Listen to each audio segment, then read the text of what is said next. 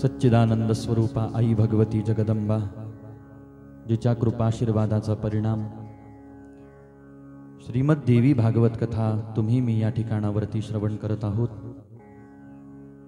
देवी भागवताच्या माध्यमातून भगवती जगदंबेचं स्वरूप, भगवती जगदंबेचा महिमा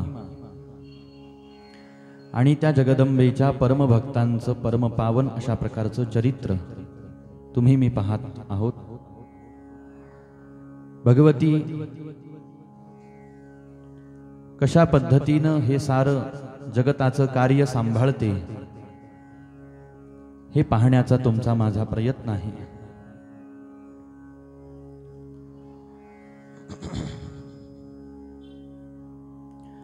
सूतजी महाराज नैमिषारण्यामध्ये 88,000 शौनकादी ऋषींना ही परमपवित्र कथा वर्णन करून सांगत आहेत।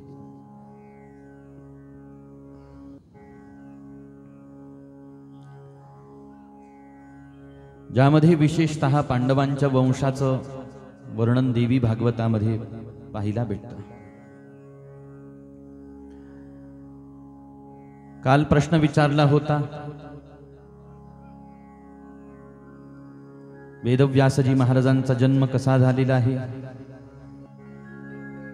वेदव्यासजी महाराजांपासून धृतराष्ट्र पंडूची उत्पत्ती कशा पद्धतीने झालेली आहे आणि त्या दृष्टीने काल कथा भाग श्रवण करण्याचा तुम्ही मी प्रयत्न केला।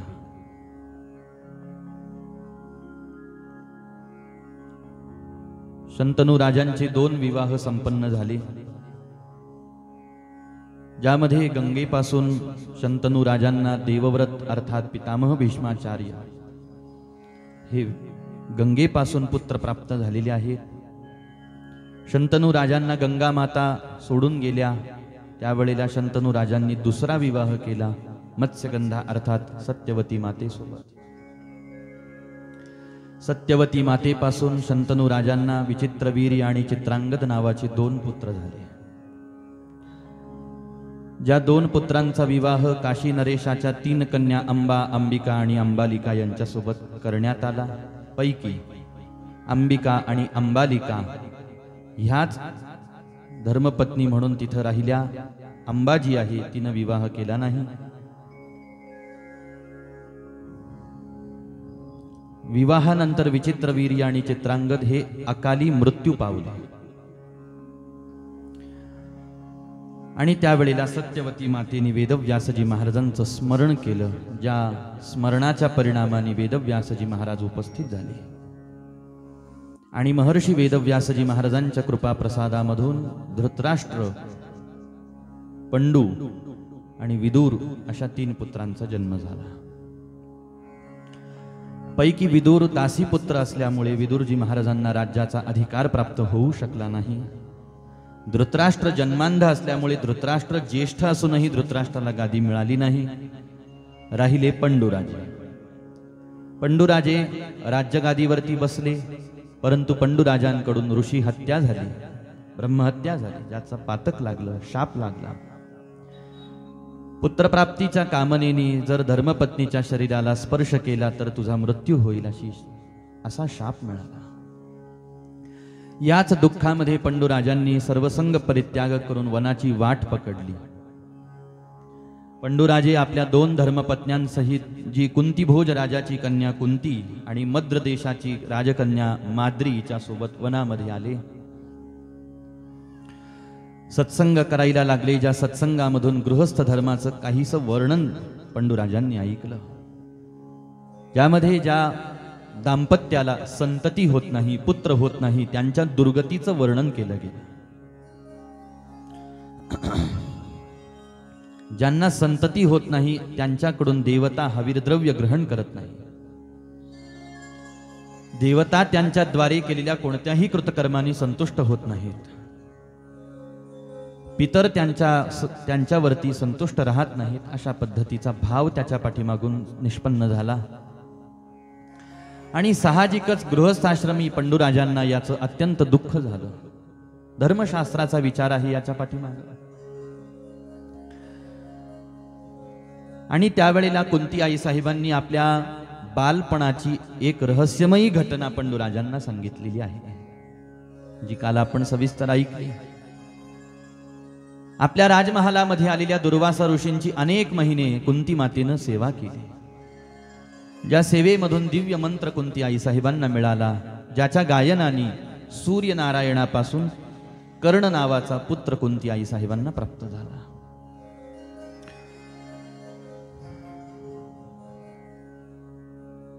आता पंडूराजांच्या मनातला भाव लक्षात घेऊन आणि पंडूराजांची परवानगी कुंती आई साहेबांनी घेऊन 5 पुत्र प्राप्त करून घेतले. पंडूराजांचं सुद्धा अचानक निधन झालं. पंडूराजांसोबत माद्री आई साहेब सती होऊन भगवत धामाला परमधामाला निघून गेल्या. आता वनामध्ये फक्त कुंती आई साहेब आहेत आणि 5 पांडव आहेत, दुसरं कोणीच नाही सोबत. परिवारातला एकही सदस्य कुंती आई साहेबांच्या सोबत नाही. आणि छोटी छोटी तान्हुली लेकरं आहेत, ज्यांनी जग पाहिलेलं नाही, जग काय आहे त्यांना माहित नाही. जगासोबत कशा प्रकारचे व्यवहार साधायचे आहेत याचं त्यांना ज्ञान नाही. आपण कोणत्या परिस्थितीमध्ये आहोत याची त्यांना जाणीव नाही. आपल्यावरती कोणत्या प्रकारचं संकट आज आलेलं आहे आणि कोणत्या प्रकारची संकट भविष्यामध्ये आपल्यावरती येणार आहेत हे त्या छोट्या छोट्या तान्हुल्या 5 पांडवांना अजिबात ज्ञान नाही. पण कुंती आई साहेब अत्यंत धैर्याने पांडवांचं पालन करत आहेत, पोषण करत आहेत, पांडवांचा सांभाळ करत आहेत. अधूनमधून पितामह भीष्माचार्य विदुरजी महाराज कुंती आई साहेबांच्या भेटीसाठी यायचे. इकडं धृतराष्ट्रजी महाराजांना आणि गांधारीला 100 पुत्रांची प्राप्ती झाली याचं वर्णन आहे. धृतराष्ट्राचे 100 पुत्र अर्थात कौरव आणि पांडव पंडूराजांचे 5 लेकर. लहानाचेच मोठे झाले वनामध्ये, ते राजमहालामध्ये वाढले. धृतराष्ट्राचे कौरव, पांडव मात्र लहानाचे मोठे वनामध्ये झाले. ज्या वेळेला यथायोग्य समज पांडवांना आणि कौरवांना आली त्यावेळेला या दोन्ही घरातल्या लेकरांना द्रोणाचार्यजी महाराजांच्या गुरुकुलामध्ये धनुर्विद्येचं ग्रहण करण्यासाठी दाखल करण्यात आलं. आणि उत्तम अशा प्रकारे धनुर्विद्येचं दान द्रोणाचार्यजी महाराजांनी पांडवांना केलं, कौरवांनाही केलं. आणि सगळे शिष्य अत्यंत धनुर्विद्येमध्ये पारंगत झालेले आहेत, ज्यामध्ये द्रोणाचार्यजी महाराजांची विशेष प्रीती, विशेष भाव हा अर्जुनजी महाराजांवरती राहिला. आणि अत्यंत आनंदामध्ये गुरुकुलामध्ये राहिले. पण वर्णन असंही आलेलं आहे की लहानपणापासूनच कौरव पांडवांचा विरोध करायला लागले. लहानपणापासूनच दुर्योधनाच्या मनामध्ये राजगादीच्या संबंधामध्ये महत्वाकांक्षा उत्पन्न झालेली आहे. धृतराष्ट्राच्या सुद्धा ही गोष्ट लक्षात आली की आता हे पांडव पुढे चालून मोठे होतील आणि राजगादीचा हक्क मागण्यासाठी हस्तिनापुरामध्ये येतील. म्हणून लहानपणापासून पांडवांच्या विरोधामध्ये कपट करण्यासाठी सुरुवात झाली. तसही निर्णय असा केलेला आहे मंत्रिमंडळाने, पितामह भीष्माचार्यांनी, कृपाचार्यांनी, द्रोणाचार्यांनी, विदुरजी महाराजांनी असा निर्णय केलेला आहे की पंडूराजे राजगादीवरती बसलेले आहेत. पंडूराजांचे लेकर अर्थात युधिष्ठिरजी महाराजच ज्येष्ठ पुत्र म्हणून जन्माला आलेले आहेत, म्हणून युधिष्ठिरच राजे होतील. परंतु ही गोष्ट कौरवांना, धृतराष्ट्राला मान्य होऊ शकणारी नव्हती. आणि म्हणून कपट सुरू झालं. हे कपट किती स्तरावरचं आहे, कोणत्या स्तरावरचं होतं, त्यावेळेला उत्तर दिलं की अगदी प्राणावरचं संकट आहे. प्रत्येक पदोपदी पावलोपावली प्राण जाण्याचं संकट पांडवांवरती येत राहिलं. कधी अन्नामध्ये विष टाकून मारण्याचा प्रयत्न करण्यामध्ये आला, पाहता पाहता पाहता पाहता हे सारे वयाने मोठे झाले. यथायोग्य समयाला राजगादीचं दान मागण्यासाठी सुद्धा विदुरजी महाराजांच्या सांगण्यावरून राजदरबारामध्ये उपस्थिती झाली. पण लक्षात आलं की हे राज्य आपल्याला मिळू शकणार नाही. याच्यामध्ये अनेक प्रकारच्या गोष्टी झाल्या, ज्याच्या परिणामाने पांडवांना अखंड वनवास सहन करावा लागला. अखंड वनवास. आणि कुंती आई साहेब हे सारं आपल्या जीवनामध्ये घडणाऱ्या घटना, आपल्या जीवनामध्ये घडणारे हे सारे प्रसंग पाहत होते. परंतु इथं फक्त कौतुक आहे कुंती आई साहेबांच्या धैर्याचं. इथं फक्त कौतुक आहे पांडवांच्या धैर्याचं,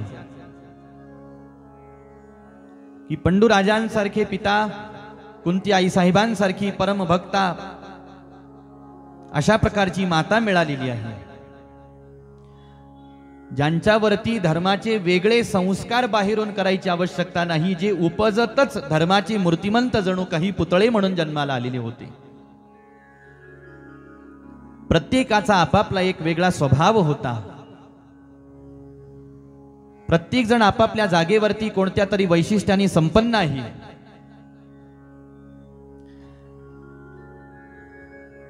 एवढे संकट आपल्या जीवनामध्ये येत आहेत, अनेक प्रकारच्या आपदा विपदा आपल्या जीवनामध्ये येत आहेत, तरी सुद्धा आपण जीवनभर धर्म पालन करत राहायचं आहे, हा मंत्र त्यांनी धारण केला. हा निर्धार त्यांनी आपल्या अंतःकरणामध्ये पक्का करून घेतलेला आहे, की समोरच्याने किती जरी पापाचरण केलं, किती जरी अधर्मानुसार समोरचा वागला, तरी सुद्धा आपण मात्र धर्म सोडायचा नाही. आपण मात्र धर्माच्या वाटेवरूनच वाटचाल करायची. आणि एक गोष्ट प्रत्येकाने लक्षात ठेवण्याजोगी आहे, या प्रसंगामधून आदर्श घेण्याजोगी आहे, ती अशी की आपण आपल्या जागेवरती आपल्या स्वधर्माचं, आपल्या धर्माचं निष्ठापूर्वक जर का पालन करत राहिलो, तर असा जो समाजामध्ये या मृत्यूलोकामध्ये जीव अखंड निष्ठेने आपल्या स्वधर्माचं पालन करण्याचा प्रयत्न करतो, भगवती भगवंताचं खरं सहकार्य तर त्यालाच प्राप्त होत असतं.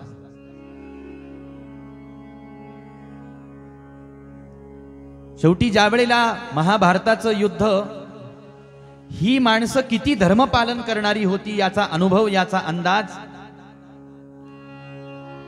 पदोपदी यांच्या शब्दामधून, यांनी घेतलेल्या निर्णयातून येत गेला. याचंच एक उदाहरण म्हणून ज्या वेळेला अर्जुनजी महाराज म्हणतात, सेनयोरुभयोर मध्ये रथं स्थापयमेच्युत यावदेतान निरीक्षेहम योद्धुकामान अवस्थितान. हे भगवंता, माझा रथ दोन्ही सैन्यांच्या मध्यभागी नेऊन उभा करा. मला पाहायचं आहे की दोन्ही सैन्यांच्या बाजूने युद्धासाठी कोण आलेलं आहे. माझ्या बाजूने, आमच्या बाजूने कोण युद्धासाठी आहे हे तर मला माहित आहे, पण पुढे कोण आहे. आणि मग ज्या वेळेला सेनेच्या मध्यस्थानी रथ येऊन उभा राहिला आणि अर्जुनजी महाराजांनी पाहिलं, कुलगुरु कृपाचार्य उभे आहेत, पितामह भीष्माचार्य आहेत, गुरु द्रोणाचार्य आहेत, आणि हे सगळे आमचे बांधव, गुरुस्थानी असलेले आमचे सगळे सोयरे माझ्या समोर युद्धासाठी उभे आहेत, ज्यांचं आणि आमचं अगदी रक्ताचं नातं आहे. पण आज या महाभीषण संग्रामासाठी आम्ही एकमेकांचे भाऊ असून सुद्धा, सोयरे असून सुद्धा, गुरु शिष्य असून सुद्धा एकमेकांच्या विरोधामध्ये युद्ध करण्यासाठी उभं राहिलो नाही. म्हटलं मला हे पातक करायचं नाही. गुरुन हतवाही महानुभावान, मला माझ्या गुरुतुल्य असलेल्या पितामह भीष्माचार्य, द्रोणाचार्य, कृपाचार्य यांची हत्या करायची नाही. माझ्या परिजनांची, माझ्या बांधवांची मला हत्या करायची नाही.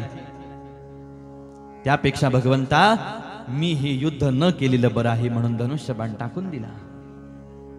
आणि भगवंत कौतुकाने अर्जुनजी महाराजांकडे या प्रसंगामध्ये पाहतात.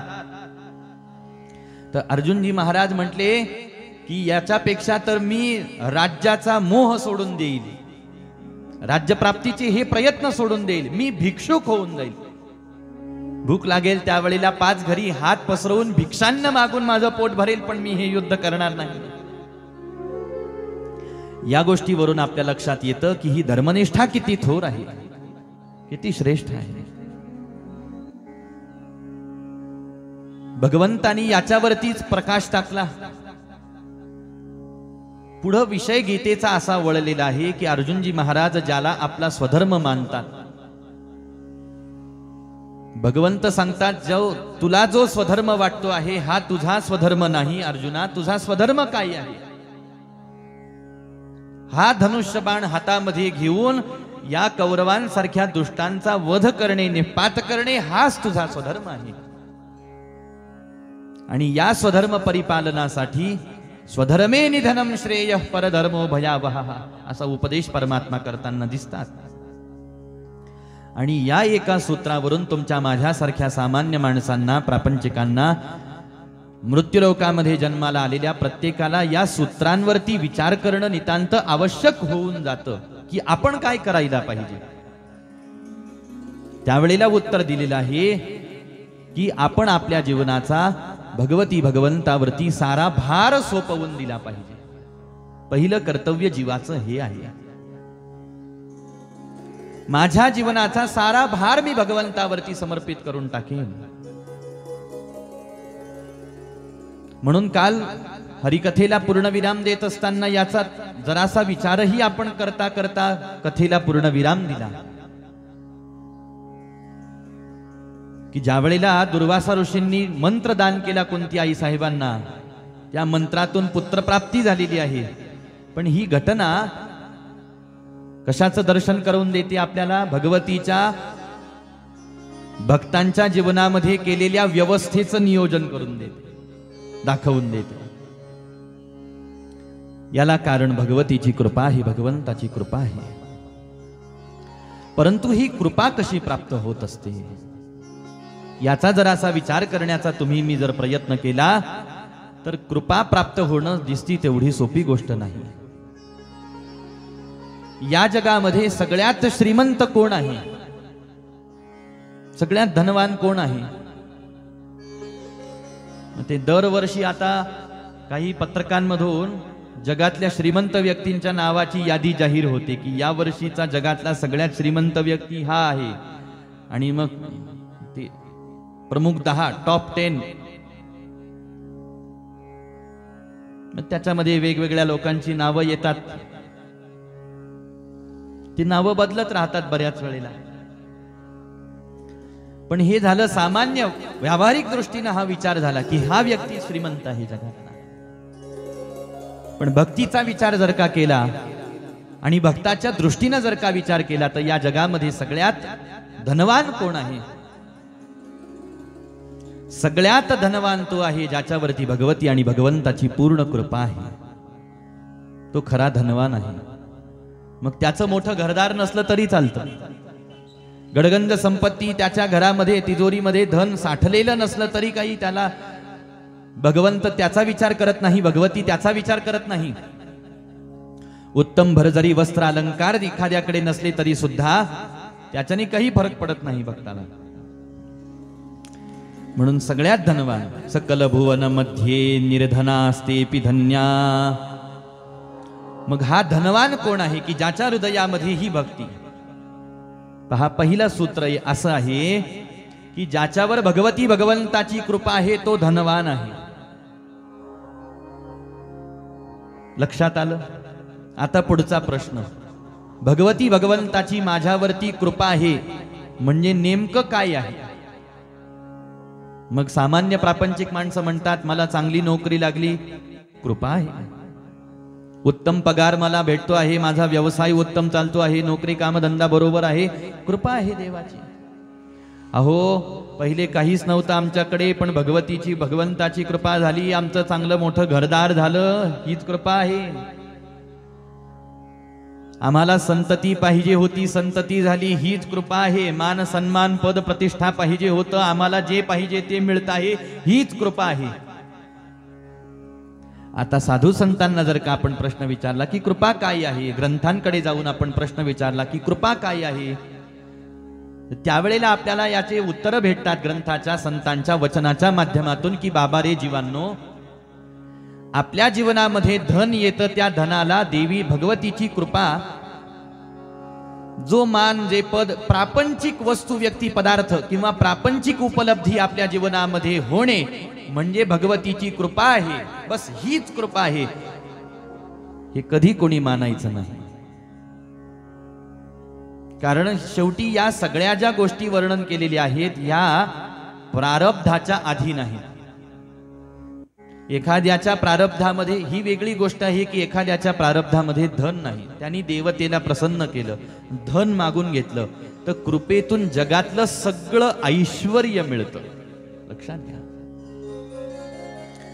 आपण शिवपुराण ऐकलं, शिवपुराणामध्ये महादेवांच्या पूजन अर्चनाचा विधी सांगितला. ऐश्वर्य संपन्न व्हायचं आहे त्यांनी सेवा करावी, पूजा करावी.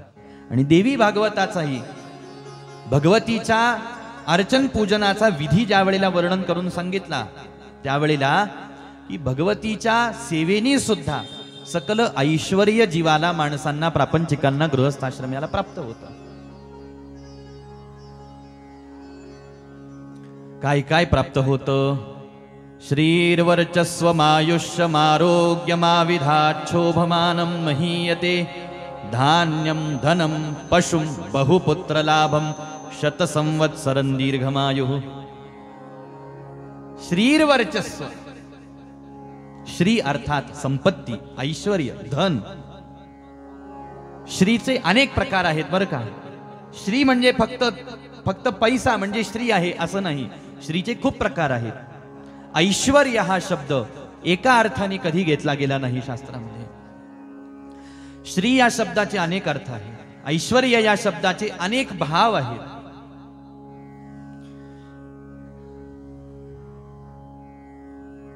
प्रत्येकाचं ऐश्वर्य वेगवेगळं असतं. प्रत्येकाजवळ असलेली जी श्री आहे ती श्री वेगवेगळी असते. एखादा दिसायला सुंदर आहे तर त्याचं सौंदर्य त्याची श्री आहे, त्याचं ऐश्वर्य आहे. एखाद्याकडे पद आहे, त्याचं पद ही त्याची श्री आहे, त्याचं ऐश्वर्य आहे. एखादा दिसायला सुंदर नाही पण बुद्धीनं फार चाणाक्ष आहे, हुशार आहे, तर त्याची बुद्धी त्याची श्री आहे, त्याचं ऐश्वर्य आहे. जसं अष्टावक्रजी महाराजांचं उदाहरण पुराणामध्ये पाहायला भेटतं आपल्याला की हे अष्टावक्रजी महाराज 8 ठिकाणी वाकडे होते, दिसायला अगदी कुरूप होते, काही त्यांच्याकडे सौंदर्याचा लेशच नाही.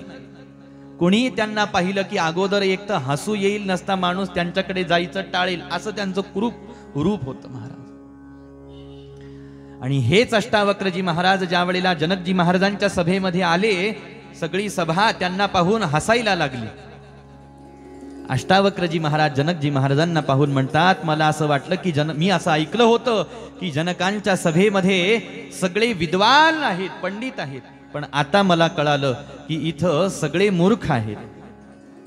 हे ऐकून जनकजी महाराजांना आश्चर्य वाटलं की तुम्ही असं कसं काय म्हणता की या भारतामधले सगळ्यात विद्वानाती प्रचूर विद्वान जर कुठं पाहायचे असतील तर मज जनकाच्या सभेमध्ये ते विद्वान बसलेले आहेत. अष्टावक्रजी महाराजांना ते मान्य झालं नाही. म्हटले का मान्य होत नाही तुम्हाला? त्यावेळेला त्यांनी उत्तर दिलं की अहो, मी सभेमध्ये आलो त्यावेळेला हे माझ्या देहाकडे पाहून हसायला लागले. याचा अर्थ यांनी एवढे पुस्तक वाचून सुद्धा शेवटी यांची बुद्धी देहकेंद्रितच आहे. यांनी माझ्या देहाकडे पाहण्याच्या ऐवजी माझ्या ज्ञानाच्या प्रतिभेकडे पाहिलं असतं तर मी मानलं असतं की हे विद्वान आहेत. पण यांनी माझं ज्ञान पाहिलं का? नाही. अहो, माझं जे ऐश्वर्य आहे, आपलं जे ऐश्वर्य आहे ते खरं काय आहे ते ओळखण्याचा प्रयत्न प्रत्येकाने करावा, असं ही एक सूत्र याच्यातून प्राप्त होत असतं. तर सुभाषितकारांनी या संबंधामध्ये सुभाषितामध्ये वर्णन केलं की जसं एखादी स्त्री आहे, स्त्रीचं ऐश्वर्य काय आहे.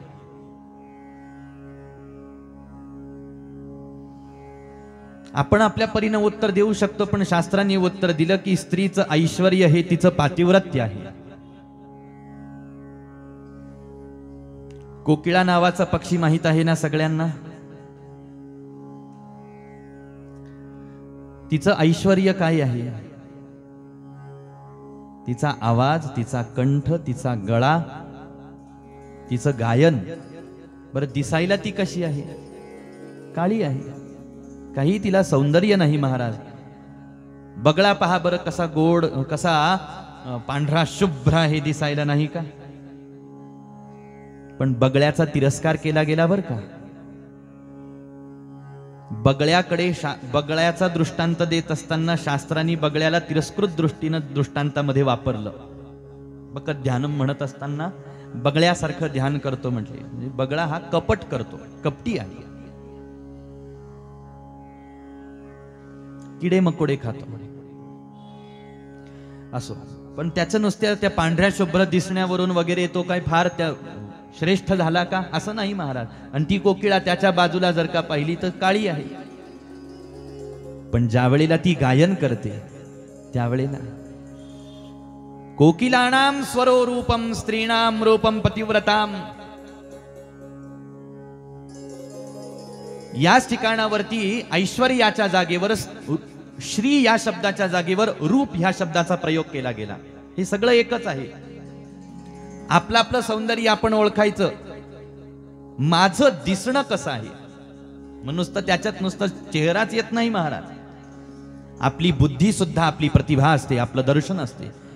आपलं बोलणं सुद्धा आपलं दर्शन आहे. आपलं पाहणं, आपलं व्यवहार कर्म करणं सुद्धा आपलं दर्शनच आहे. माणसं फक्त चेहरा पाहत नाहीत. चेहरा कधी पाहतात माणसं? पहिल्या भेटीत पाहतील, दुसऱ्या भेटीत पाहतील, 2 वेळेला, 3 वेळेला, 4 वेळेला माणसं चेहऱ्याकडे पाहतील. नंतर कशाकडे पाहतील? आपल्या चारित्र्याकडे पाहतील, आपल्या वर्तणुकीकडे पाहतील. आणि त्याच्यातून आपण खरे सुंदर आहोत की नाही ते कळत असतं.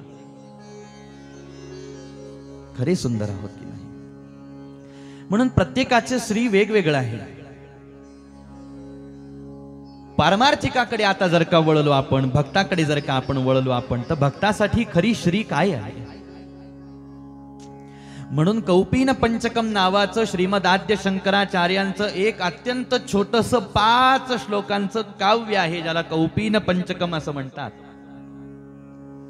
या कौपीन पंचकामध्ये श्रीमद आद्य शंकराचार्यांनी त्या व्यक्तीला धन्यता दिलेली आहे जो या जगतामध्ये अत्यंत वीतरागी होऊन भगवती भगवंताच्या भक्तीमध्ये निमग्न झालेला आहे. कौपीनवंतः खलु भाग्यवंतः, तोच खरा भाग्यवान आहे म्हणतात. मग बाकीच्यांना प्रश्न पडण्याची शक्यता आहे की बाबा रे, त्याच्याकडे तर घालायला कपडे नाही. कौपीन अर्थात नुसते लंगोट धारण करून तो समाजात फिरतो आहे. काही अलंकार दागदागिने नाही, त्याच्या काही घराचा पत्ता नाही, कुठेतरी झाडाखाली गुहेमध्ये राहतो, झोपडीमध्ये राहतो, आणि अशाला तुम्ही भाग्यवान म्हणता. मग त्यावेळेला त्याचं उत्तर प्राप्त होतं, अहो प्रापंचिकाला वाटतं की माझ्याकडे प्रपंचातल्या सगळ्या वस्तू पदार्थ माझ्याकडे आहेत म्हणजे मी भाग्यवान आहे. नाही नाही नाही नाही. जावं ना ग्रंथाकडे जाऊन विचारावं, शास्त्राकडे जाऊन विचारावं, अधिकारी संतांकडे जाऊन विचारावं की खरा धनवान, खरा ऐश्वर्यवान, खरा भाग्यवान, खरा वीर्यवान, खरा सौंदर्यवान कोण आहे? त्यावेळेला आपल्याला उत्तर प्राप्त होतं, जो भगवत भक्तीनं ज्याचं अंतःकरण युक्त आहे महाराज, त्याच्याकडे या जगतातलं हे तुच्छ अशा प्रकारचं वैभव दिसत नसलं तरी सुद्धा तो नामरूपी धनाने श्रीमंत आहे, तो भक्तिरूपी धनाने श्रीमंत आहे.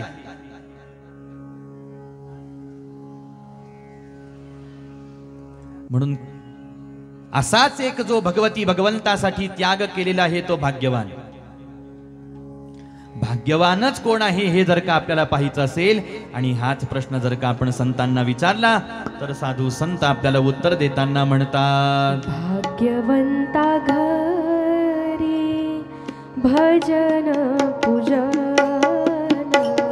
भाग्यवंता घरी भजन पूजन, भाग्यवंता घरी भजन पूजन.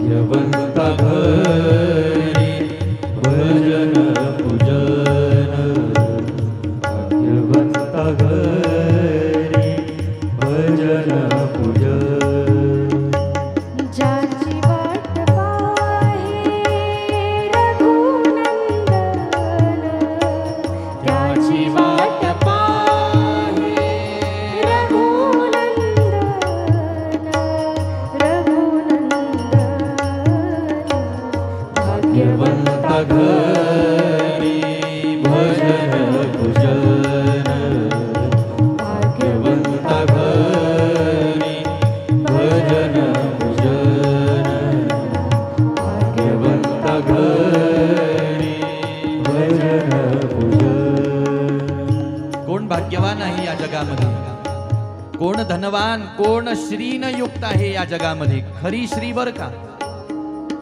इथं श्रीच्या व्याख्या प्रत्येकाच्या वेगवेगळ्या आहेत, धनाच्या व्याख्या वेगवेगळ्या आहेत, ऐश्वर्याच्या, भाग्यवानाच्या व्याख्या वेगवेगळ्या आहेत. कोण भाग्यवान? या जगामध्ये कोणीही कोणाला काही मानून बसतो, त्याचा काही नियम नाही.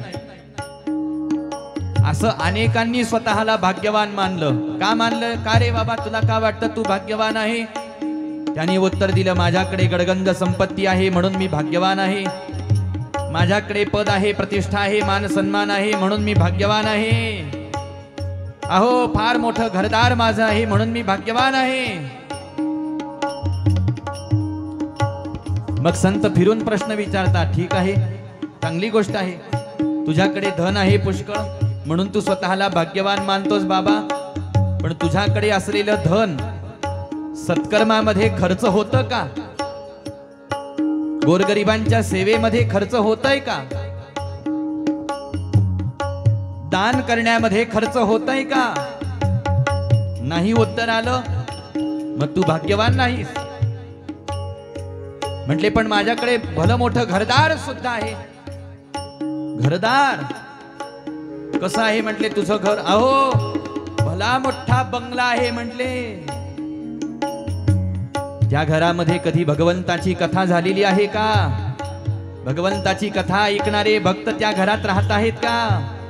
त्या घरामध्ये भगवंताचं नामसंकीर्तन चालतंय का अहोरात्र? तिथं संत येतात का कधी? त्या घराच्या समोर तुळशीचं वृंदावन आहे का? अंगणासमोर गाय आहे का? हे तर काहीच नाही म्हटले.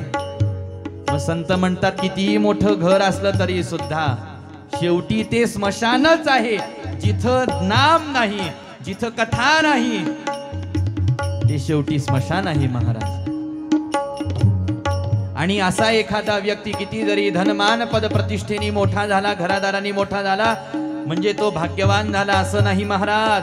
उत्तम कुळामध्ये जन्माला येऊन सुद्धा भगवत भक्ती शिवाय त्याचं जीवन असलं तरी सुद्धा तो सगळ्यात अभागी आहे. असा जन्माला येऊन ज्ञानोबाराय म्हणतात, उपजोनी करंटा नेणे अद्वैत वाटा, उपजोनी करंटा नेणे अद्वैत वाटा, राम कृष्ण पैठा कैसा होय, राम कृष्ण पैठा कैसा होय, कैसा उपजोनी करंटा. तो करंटा मनुष्य जन्माला आलेला आहे असा शब्द वापरला. संतांची भाषा कधी कधी फार परखड झाली की आपण ऐकू सुद्धा शकत नाही महाराज. भीती वाटायला लागते. आपण म्हणतो नको, ते नका सांगू, दुसरं काहीतरी सांगा, असं वाटायला लागतं मनामध्ये. का? सत्यता आहे महाराज त्याच्यामध्ये.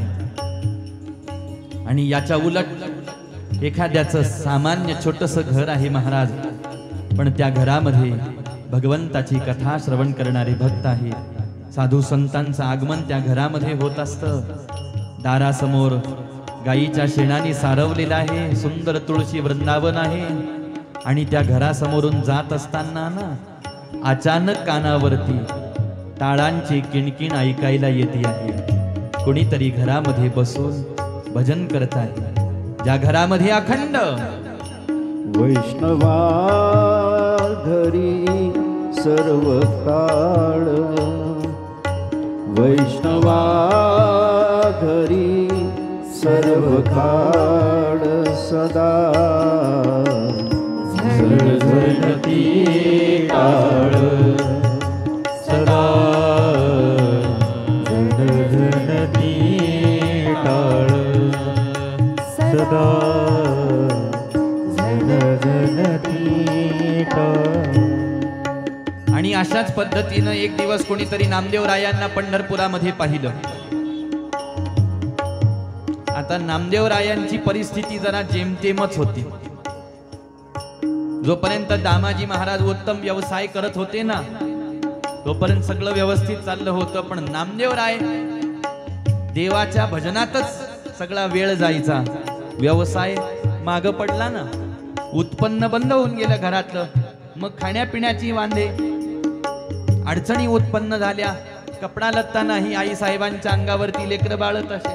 महाराजांना काय सकाळ झाली, स्नान झालं की मंदिरात बस पांडुरंगरायासोबत सुख संवाद, भजन कीर्तन, संतांच्या सान्निध्यामध्ये आपला काळ, चंद्रभागेच्या वाळवंटामध्ये विहार, बस दुसरं काही नाही.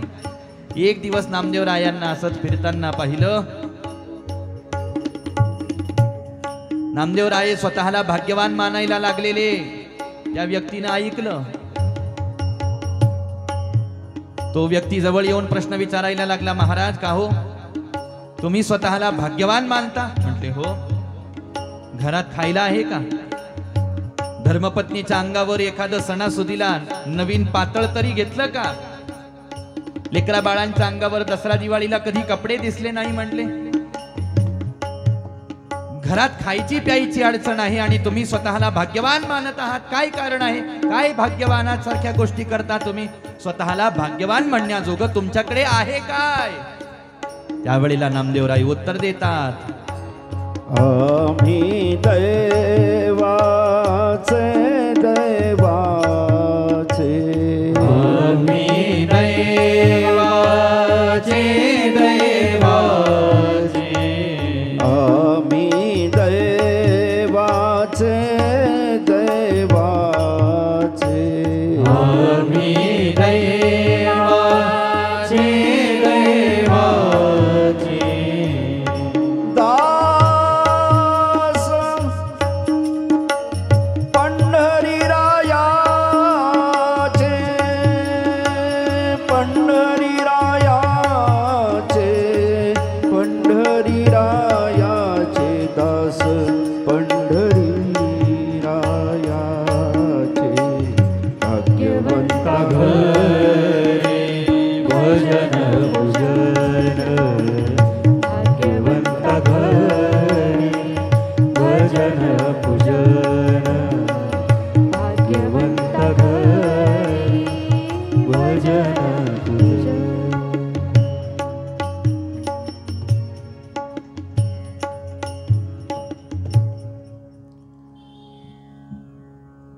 प्रत्येक जण आपापल्या परीनं स्वतःला भाग्यवान मानतो, ऐश्वर्य संपन्न मानतो, श्री संपन्न मानतो.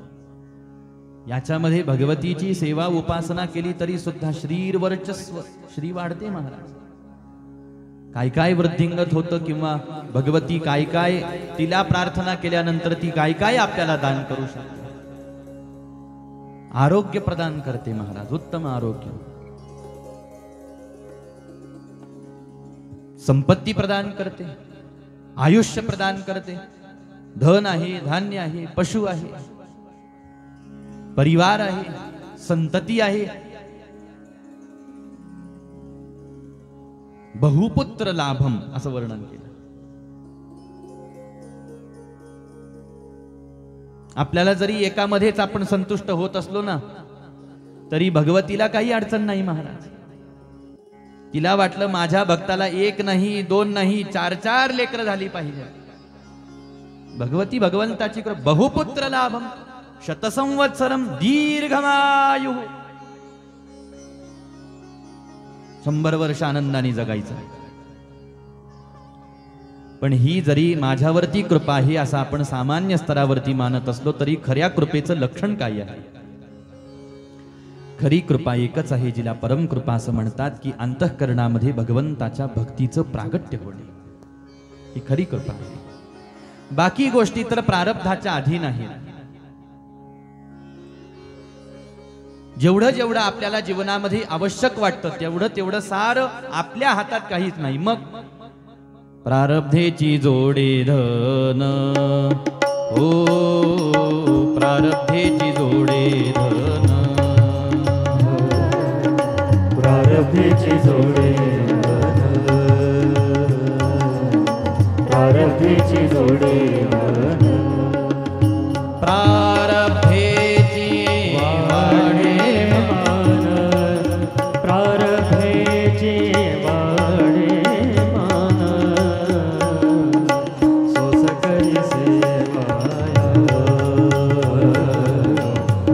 करी सेवाया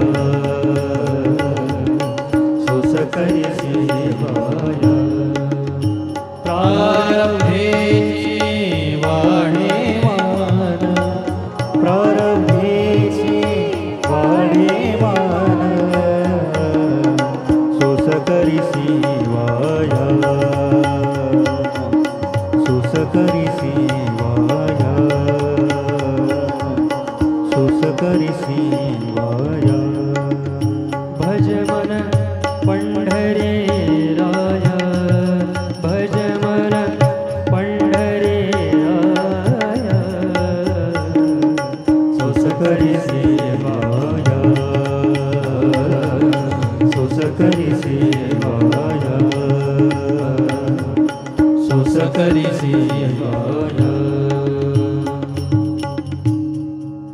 प्रारब्धेची जोडी धन प्रारब्धेची वाढे मान. मग त्याच्यासाठी आपण कितीही प्रयत्न एखाद्या वेळेला केले तरी बऱ्याच वेळेला सगळ्यांच्याच प्रयत्नाला यश भेटतं असं काहीच नाही. भाग्याचे नि भडसे उद्यमाचे नि मिसे असं ज्ञानोबाराय सांगतात. इथं प्रयत्नांचं फक्त निमित्त होऊ शकतं पण बाकी तर सारं भाग्यामध्ये प्रारब्धाच्या अधीन आहे.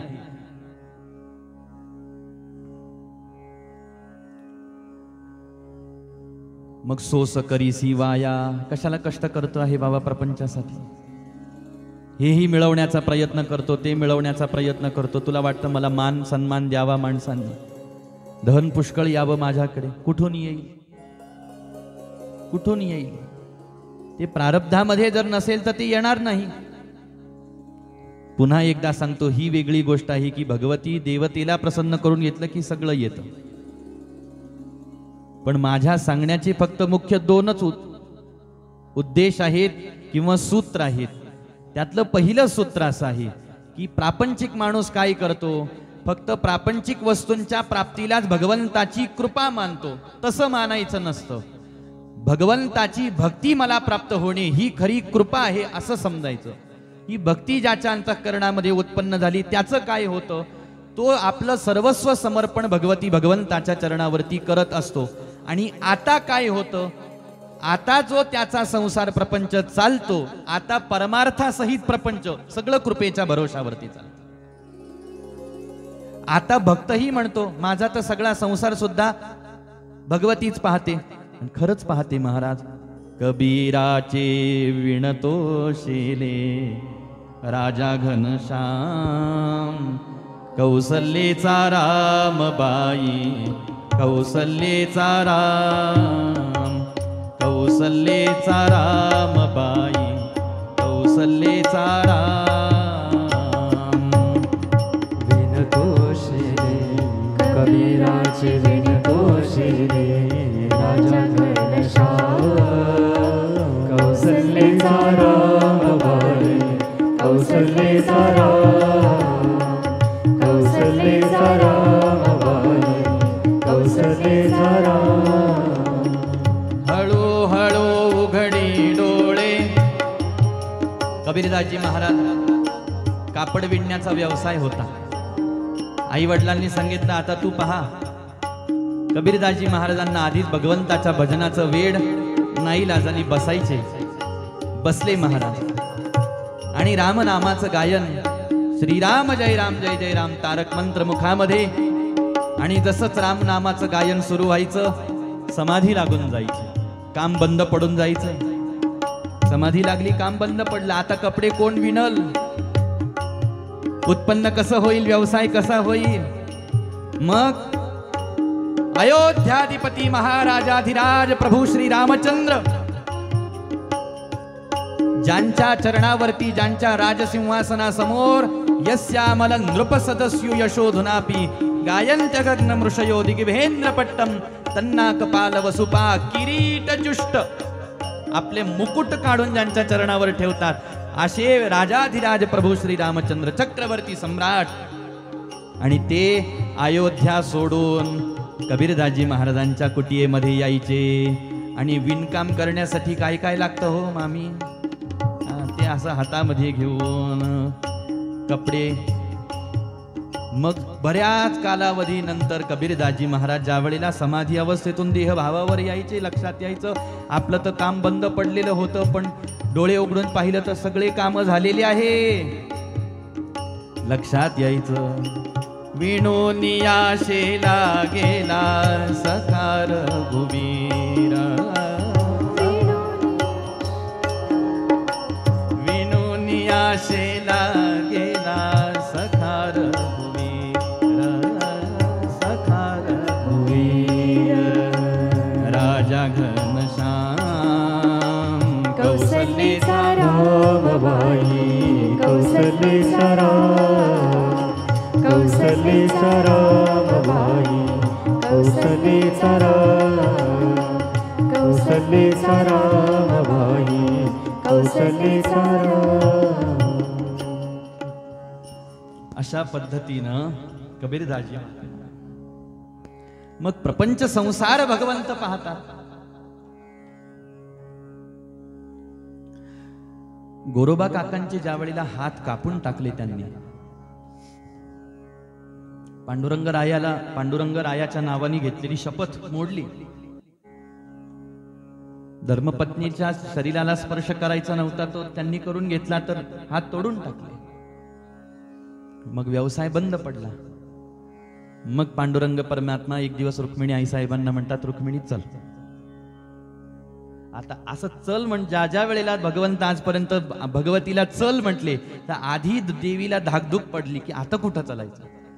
कारण असं बऱ्याच वेळेला झालं की मी निवांत होते न होते तर यांचं येतं चल.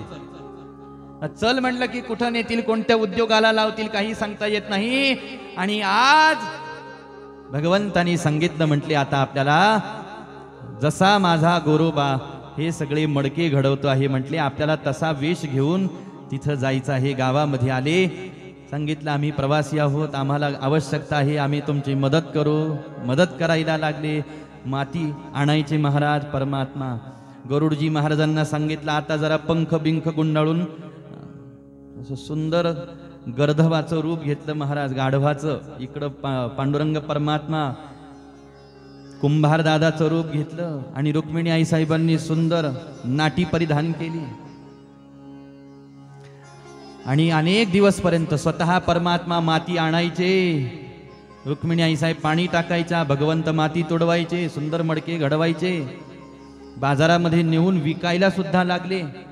तर सगळ्या बाजारामध्ये बसलेल्यांपेक्षा सगळ्यात जास्त विक्री गोरोबा काकांची व्हायला लागली. का? अरे ज्याने एवढं सुंदर जगत निर्माण केलं तो ज्या वेळेला गोरोबा काकांची सुंदर मडके घडवत होता, ते किती सुंदर घडवत असेल. मातीच्या छोट्या छोट्या पंट्या घडवल्या, विक्री जास्त व्हायला लागली. गोरोबा काकांना सुद्धा आश्चर्य वाटायला लागलं की हे असं सगळं कृपा. कशासाठी सांगतो आहे मी? पहिल्या पायरीवरती भक्ती अंतःकरणामध्ये उत्पन्न न होता धन आदी प्राप्त होणं हीच कृपा आहे हे मानणं अज्ञान आहे. आणि एकदा ज्ञान उत्पन्न झालं की हे सगळं जीवन प्रारब्धाच्याच भरोशावरती आहे. आपलं काम भगवंताचं भजन करणे आहे. आणि तो अनन्य भजनाला लागल्यानंतर परमात्मा त्याचा प्रपंचही आपोआप स्वतः चालवायला लागतात.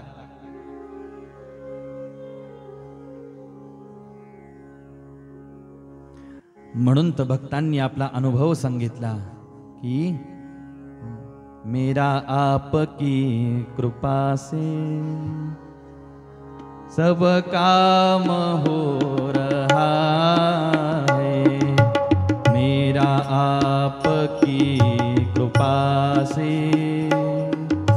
सब काम हो रहा है, मेरा आपकी कृपा से सब काम हो रहा है, मेरा आपकी कृपा से सब काम हो रहा है.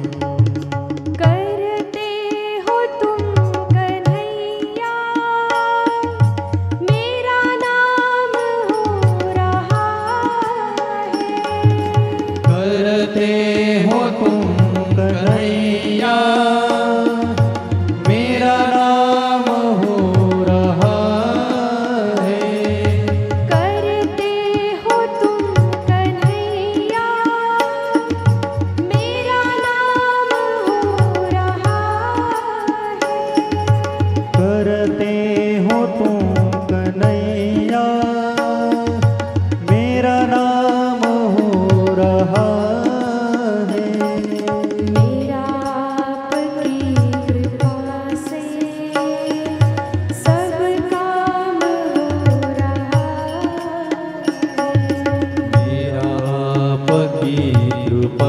से सब काम हो रहा है। पतवार के बिना ही मेरी नाव चल रही है।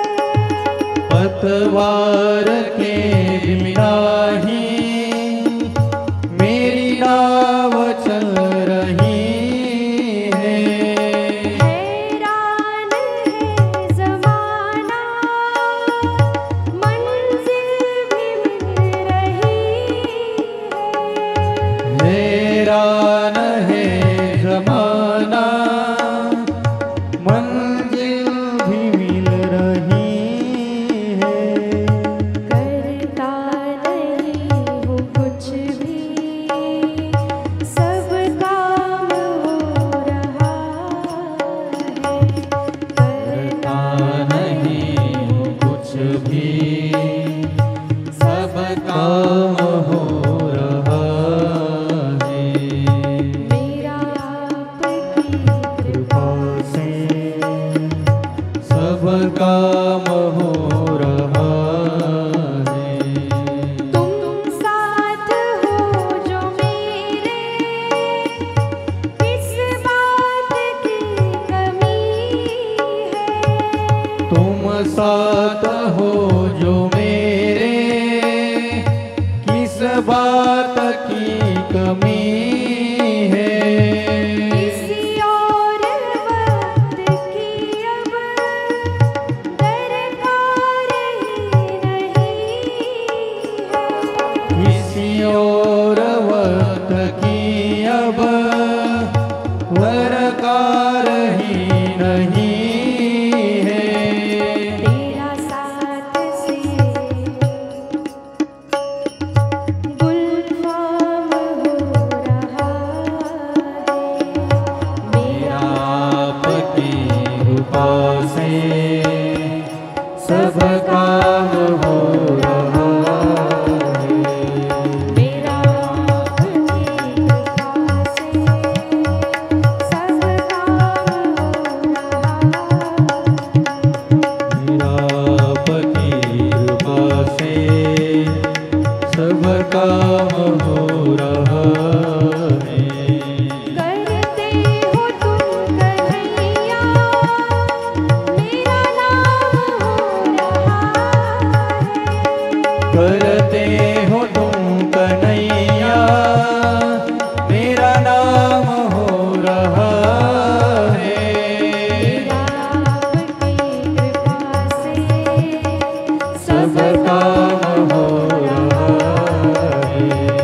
मेरा आपकी कृपा से सब काम हो रहा है। सब काम हो रहा है। सब काम हो रहा है। मेरा आपकी कृपा से सब काम हो रहा है. कसं होतंय भक्ताच्या जीवनात? माकीचे माणसं विचारतात का हो कस काय होतं यांचं, कस काय चालतं यांचं, दिसत तर काहीच नाही. यालाच म्हणतात पतवार के बिना ही मेरी नाव चल रही है. हैरान है जमाना मंजिल भी मिल रही है. करता नहीं मैं कुछ भी सब काम हो रहा. घालोनिया भार राहिलो निश्चिंती. असा भगवंतावरती कुंती आई साहेबांनी भार सोडून दिला. भगवतीवरती कुंती आई साहेबांनी भार सोडून दिला. कारण लक्षात आलं की आपण हतबल आहोत. समर्पण कधी घडतं? ज्यावेळेला जीवाला कळतं की मी एक सामान्य तुच्छ जीव आहे, मी ठरवलं तरी काही करू शकत नाही, मी प्रकृतीच्या अधीन आहे, मी त्या मायेच्या अधीन आहे, त्यावेळेला भगवतीला भक्तांनी म्हणावं की हे जगदंबे, तुझ्या त्या मायेच्या अधीन माझं जीवन आहे, जिथं माझं काहीच चालत नाही. मी परस्वाधीन जीव आहे, मी परस्वाधीन जीव आहे, पण तरी सुद्धा तू माझा सांभाळ कर. मी आता माझा सारा भार तुझ्यावरती सोडतो. जसं तान्हुलं लेकरू फक्त आईच्या भरोशावरती जिवंत असतं महाराज. जैसा गर्भ गोळू उद्यमाते कोणाही नेणो. त्या उदरामध्ये असलेल्या बाळाला ज्ञानोबाराय त्याला गर्भगोळ म्हणतात.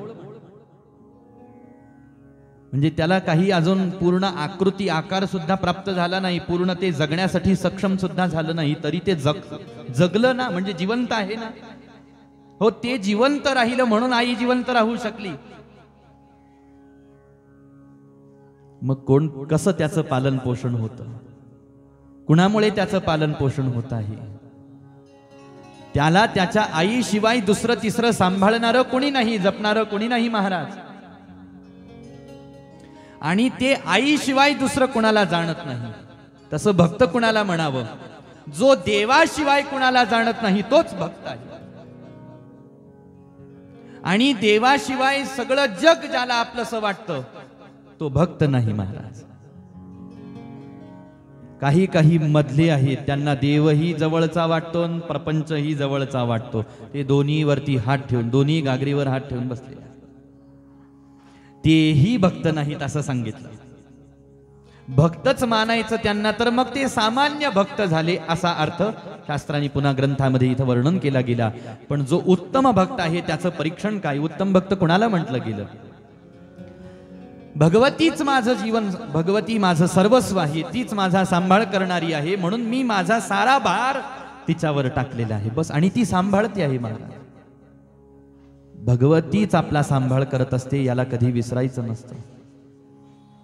कधी कधी असंही होतं, जिच्या कृपेतून आपल्याला जीवन, जिच्या कृपेतून आपलं जीवन रक्षण आणि जिच्या कृपेच्या सामर्थ्यावरती आपलं जीवन जगणं चाललेलं आहे, मनुष्य जन्म ज्याला प्राप्त झालेला आहे, असा मनुष्य नेमकं त्याच परमचैतन्य शक्तीला विसरून जातो. विसरून जातो की कोणाच्या कृपेच्या भरोशावर माझं चाललेलं आहे.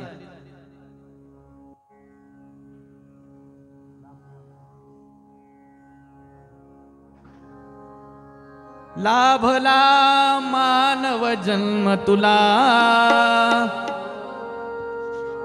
जी आपला सांभाळ करते, जी आपलं पालन पोषण करणारी आहे, तिलाच विसरलो महाराज आपण. मग शेवटी साधू संतांना प्रश्न विचारावा लागला की बाबा रे जीवा, जी अखंड तुझा सांभाळ करते, तुझं पालन पोषण करते, तू त्या जगदंबेलाच विसरलास का?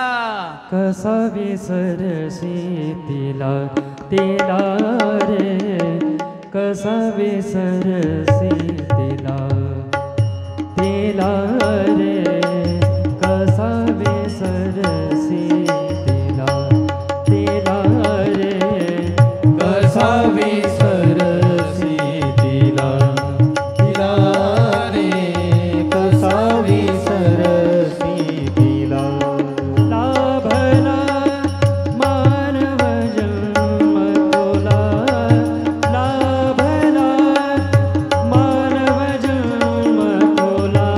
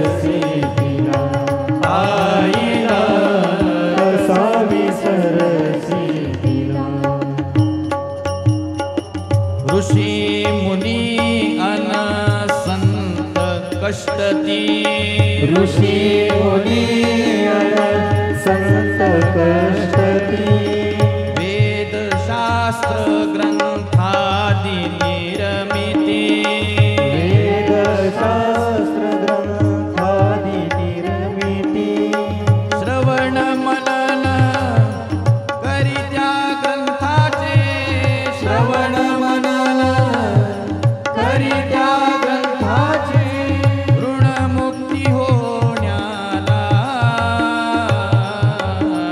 कसा सरसी तिला तिला रे कसा विसरसी तिला आईला कसा विसरसी तिला हे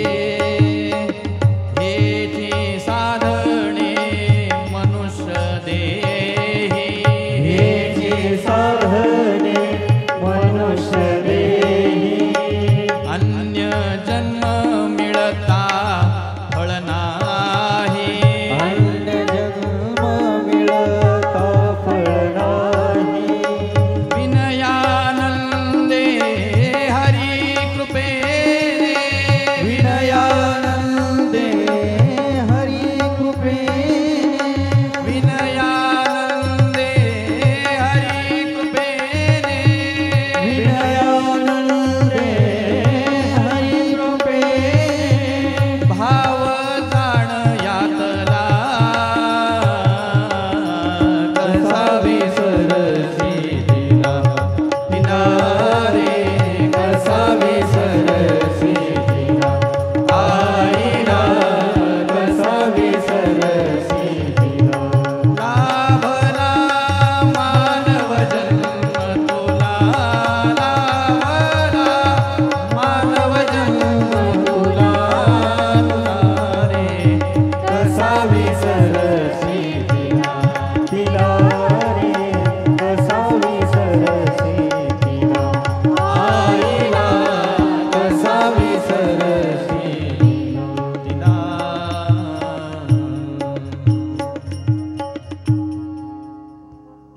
कुंती आई साहेबांनी पांडवांनी हे सूत्र जाणलं आपला सांभाळ भगवती करू शकते दुसरं कोणी नाही आणि ज्यांनी असं समर्पण भगवतीच्या चरणावरती केलेलं आहे भगवती सुद्धा त्यांचा सांभाळ करते संकट येतात आहेत महाराज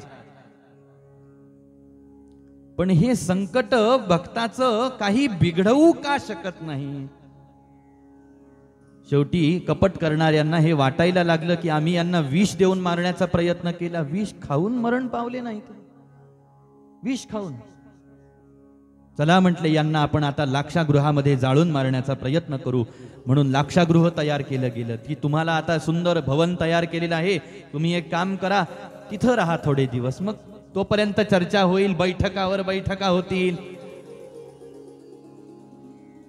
आणि मग ते लाक्षागृहामध्ये येऊन पोहोचले राहायला लागले काय त्याची भव्यता काय त्याची दिव्यता शोभा वगैरे वगैरे पाहतात परंतु विदुरजी महाराजांना हे कपट लक्षात आलं की या लाक्षागृहामध्ये माझे पांडव आणि कुंती राहण्यासाठी गेलेले आहेत आज रात्रीला हे लाक्षागृह जाळून टाकण्याचा आणि त्या लाक्षागृहासोबत पांडवांना कुंती आई साहेबांना जाळून टाकण्याचा डाव आहे कपट आहे घाई घाईनं निरोप गेला आणि इकडं लाक्षागृह पेटवून दिलं परंतु भगवंताच्या कृपेने भगवतीच्या कृपेने विदुरजी महाराजांच्या नीतीशास्त्राच्या बळावरती कसे तरी लाक्षागृहातून बाहेर पडले लपून राहिले महाराज साधूचा वेश घेऊन राहायला लागले इकडं सगळ्यांना वाटलं मरून गेले पांडव जिवंत नाही आता म्हणून चला आपल्या रस्त्यातले काटे मोकळे झाले नाही शेवटी भगवंत सहाकारी झालेले आहेत भगवती सहाकारी होते आहे काय यांचं काही बिघडत नाही म्हणून विवाहही झाला द्रौपदी आई साहेबांसोबत विवाह झाला आणि मग तिथून पुढं द्यूत खेळलं गेलं युधिष्ठिरजी महाराजांना सांगितलं दुर्योधनाने या द्यूतामध्ये तू जिंकला तर तुला मी राज्य देऊन टाकेल चिंता कशाला करतो पण अगोदर दावावर काहीतरी लावावं लागेल प्रसंग साऱ्यांना माहीत आहे आणि मग द्यूत खेळलं गेलं ज्याच्यामध्ये सगळ्यात अगोदरचा डाव हरले धृतराष्ट्र युधिष्ठिरजी महाराज की पाची पांडव दास होऊन गेले आणि मग त्यानंतर द्रौपदी आई साहेबांचं वस्त्रहरण झालं द्रौपदी आईसाहेब दासी होऊन गेलेल्या होत्या. डाव हरले, सट्टा हरले महाराज, आणि आता मात्र पुन्हा एक वेळेला अज्ञातवासामध्ये येऊन पोहोचले. अशा प्रकारची संकट वारंवार येत आहेत. शेवटी या सगळ्या संकटांचा परिणाम एक महासंकटामध्ये झाला आणि त्यालाच युद्ध असं म्हणतात. युद्ध झालं. तिथेही भगवतीनं सांभाळ केला पांडवांचा. शेवटी यांना प्रश्न पडला, आतापर्यंत जे जे कपट करत गेले, प्रश्न पडत गेला की हे पांडव कस काय मरण पावत नाही. कसे मरण पावतील महाराज? ज्यांच्या मागे पुढे उभा राहे सांभाळीत, मागे पुढे उभा राहे सांभाळीत, मागे पुढे उभा राहे सांभाळीत, मागे पुढे उभा राहे सांभाळीत. आलिया घात निवाराया, आलिया घात निवाराया, आलिया घात निवाराया, आलिया घात निवाराया, आलिया घात निवाराया, आलिया घात निवाराया, आलिया घात निवाराया, आलिया घात निवाराया. योगक्षेम त्याचा जाणे जड भारी, योगक्षेम त्याचा जाणे जड भारी, योगक्षेम त्याचा जाणे जड भरी, योगक्षेम त्यांचा जाणे जड भरी. मागे पुढे उभा राहे सांभाळीत, आलिया आघात निवाराया, योगक्षेम त्यांचा जाणे जड भारी, वाट डावी करी धरोनिया. हाताला धरून भगवती भगवंत वाट दाखवतात. आता असं चला, असं चला. माणसांचा एक समज झालेला आहे की भगवती भगवंत समोर जोपर्यंत प्रगट होऊन काही करत नाही तोपर्यंत माणसांना असं वाटतं की देव खरंच काही करत नाही. कुठं आला आमच्या समोर? सगळं तर आम्हीच आतापर्यंत ओढत ओढत ओढत इथपर्यंत आणलं. अहो, पण कुठल्या मार्गाने जायचं, कशी वाटचाल करायची, त्याच्यातून उपलब्धी होत गेली. पण ही सगळी बुद्धी भगवतीच देते आहे की तू असं नको, असं कर, तू हे नको करू, तू ते कर. त्याच्यातून आपल्याला सफलता प्राप्त झालेली आहे. मग हे भगवतीचं आपल्या जीवनात येणंच आहे महाराज. एक प्रकारे ती हाताला धरून आपल्याला, जशी एखादी आई. म्हणून भार टाकून देणे भगवंतावरती, भगवतीवरती. याचा अर्थ काय आहे? लेकराला घेऊन आपण रस्त्याने जात असताना, तांदूळ छोटंसं लेकरू आहे, आत्ता आत्ता चालायला लागलं, त्याला काही कळत नाही बरं का. त्याचा हाताशी धरून आपण निघालेलो आहे. आता रस्त्याने जात असताना लेकरू सगळ्यात जास्त सुरक्षित कधी राहतं? लेकरांनी आईचा पित्याचा हात पकडलेला असेल त्यावेळेला, का आईनं वडिलांनी लेकराचा हात पकडलेला असेल त्यावेळेला? कधी? ज्या वेळेला आई लेकराचा हात पकडते, वडील ज्या वेळेला बाळाचा हात पकडतात त्यावेळेला ते जास्त सुरक्षित आहे. त्यांनी जर हट्ट केला, नाही तुम्ही नका माझा बोट पकडू, मी तुमचा बोट पकडतो. अरे बाबा, तुझी पकड अजून तेवढी मजबूत नाही. ही तू माझा बोट पकडण्याचा हट्ट करतो आहे, तुझी पकड मजबूत नाही बाळा. तुझा हात कधीही सुटून जाईल आणि सुटतो. हे जगताच्या वादळामध्ये, वाऱ्यामध्ये जीव खरोखर भगवती भगवंताच्या हातातून सुटून जातो महाराज, किंवा आपल्या हातातून भगवती भगवंत सुटून जातो. हे मायेचं, प्रपंचाचं वारं काही साधं सुद्धा नाही महाराज. हे वादळ फार भयानक आहे, भयंकर आहे. आणि मग अशा वेळेला निर्भर होऊन जावं भगवती भगवंतावरती की तुम्ही सांभाळा.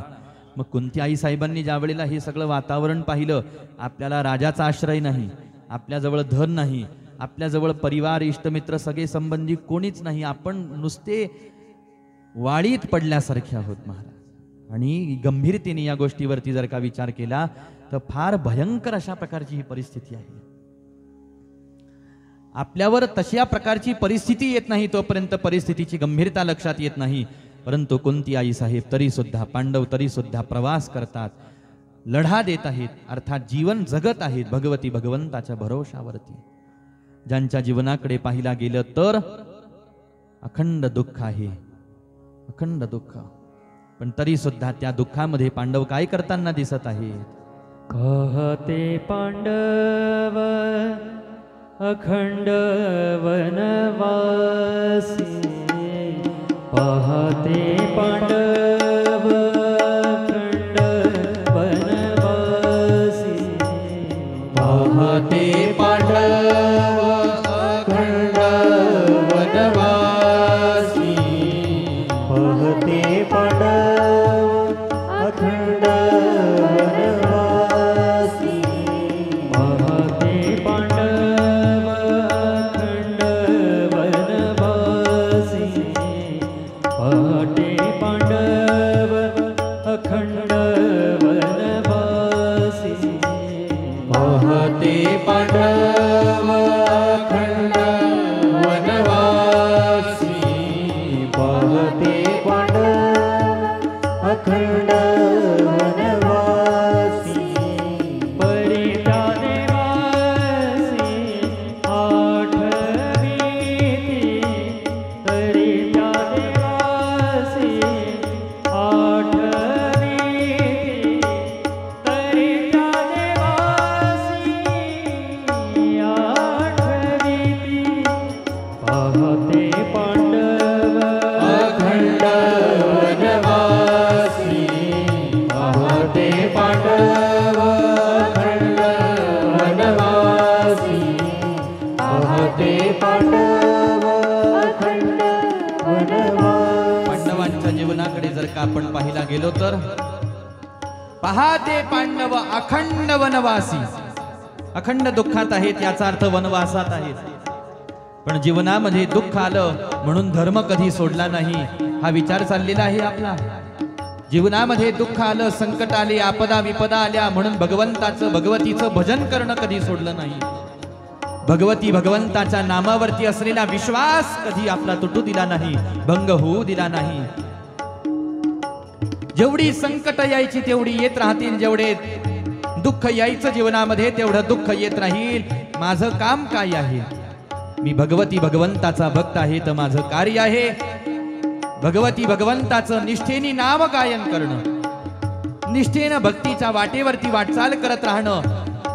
निधनम श्रेयः, पण स्वधर्म सोडायचा नाही. हे माझं काम आहे, हे माझं कर्तव्य आहे. आणि सगळ्या प्रकारचे दुःख जीवाच्या जीवनामध्ये आले तर चालतात, पण भक्ताची एक चिंता असते की माझ्या जीवनामध्ये उत्पन्न झालेली किंवा आज जी मी तुझी थोडीशी का होईना बरं का, आपला विचार करू. पांडव तर महान भक्त आहेत, आपला विचार करू. आपल्याकडून पांडवांनी एवढी भक्ती नाही, पांडवांनी एवढं समर्पण अजून झालं नसेल आपलं तर भगवंताला भगवतीला म्हणू आपण की हे जगदंबे, आमच्या जीवनामध्ये थोडी फार भक्ती आहे, थोडं फार नाम आहे, थोडंसं समर्पण आहे आमच्या जीवनामध्ये. सगळ्या प्रकारची दुःख आली तर हरकत काही नाही, शेवटी तू दुर्गा आहेस. तुझ्या समोर कोणी टिकून राहू शकत नाही. तू आमच्यावरती आलेले संकट सहज हसता हसता नाहीशी करशील असा विश्वास आमचा तुझ्यावरती आहे, तुझ्या नामावरती आहे. हे महिषासुर मर्दिनी, तू आमचा सांभाळ करणारी आहेस. पण एक दुःख मात्र आमच्या जीवनामध्ये येऊ देऊ नको. भक्तासाठी सगळ्यात मोठं दुःख कोणतं आहे? भक्तीपासून दूर होणं, सत्संगापासून दूर होणं, धर्मापासून दूर होणं, नामापासून दूर, संत सेवेपासून दूर होणं, सद्गुरु सेवेपासून दूर होणं, हे सगळ्यात मोठं भक्ताच्या जीवनातलं संकट आहे बरं का. सगळे संकट भक्ताने सहन करावेत, सगळे दुःख सहन करावेत, पण हे दुःख जीवनामध्ये येण्याची कधी वाट पाहू नये. कधी सत्संगापासून दूर, कधी भगवतीच्या नामापासून दूर आपण जाता कामा नये.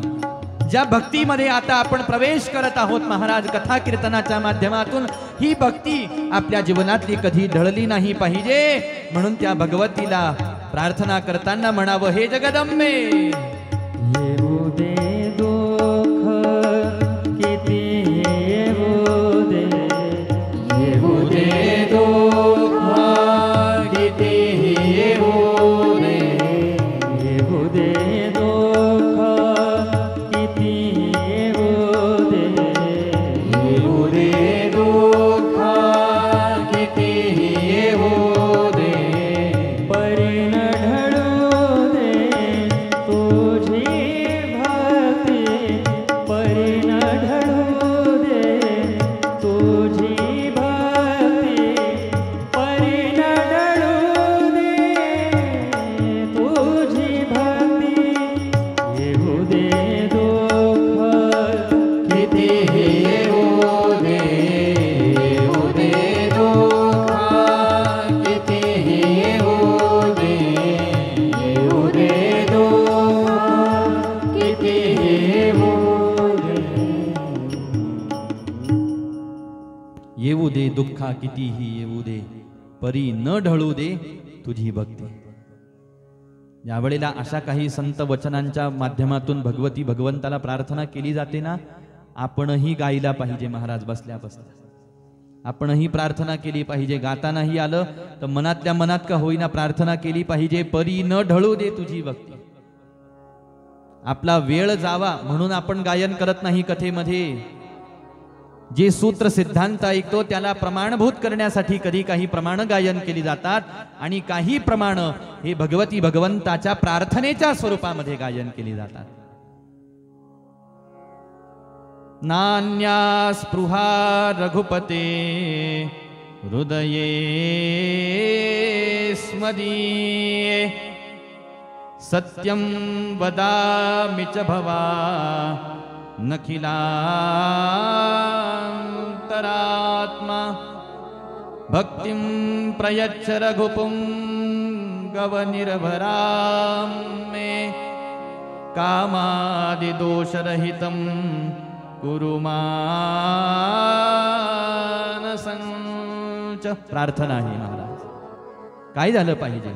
माझ्या अंतःकरणामध्ये अखंड भगवती तुझ्या भक्तीचा प्रवाह वाहत राहिला पाहिजे. अखंड माझ्या वाणीनं सत्य भाषणच केलं पाहिजे. कितीही माझं अकल्याण किंवा कितीही माझं त्या माध्यमातून दुःख येणार असेल, संकट येणार असेल, मी खोटं बोलल्याने माझं थोडंफार नुकसान होईल, मग थोडं खोटं बोलायला काय हरकत आहे? नाही नाही. सत्यं वदामि च भवा नखिलांतरात्मा.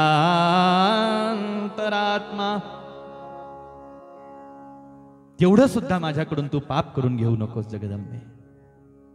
हा आदर्श पांडव देत आहेत बरं का. शेवटी युधिष्ठिरजी महाराजांना युद्धाच्या प्रसंगामध्ये सांगावं लागलं की तुम्ही आता थोडस तरी खोटं बोला.